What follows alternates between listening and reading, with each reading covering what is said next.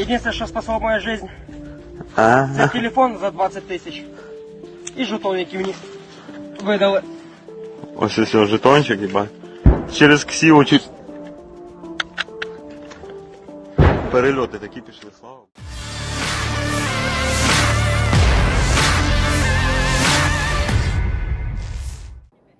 Resiko menjadi abdi negara, para tentara siap sedia dalam keadaan apapun, terlebih saat nantinya akan terkena ancaman serangan senjata musuh, seperti yang dialami oleh salah seorang prajurit Ukraina saat berperang melawan Rusia.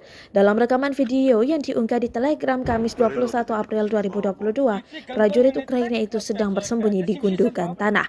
Nafasnya nampak ngos-ngosan bersama dengan temannya yang sedang merekam video. Ia lalu memperlihatkan kondisi handphone atau HP miliknya yang ditembaki peluru. Peluru dengan diameter 7,62 mm tertancap di smartphone tersebut. Kondisinya pun retak pada bagian layar dan peluru nampak jelas menancap, sulit untuk dicabut. Sang prajurit hanya tertawa, untung saja tak mengenai tubuhnya. Dengan kata lain, ia terselamatkan oleh HP-nya sendiri.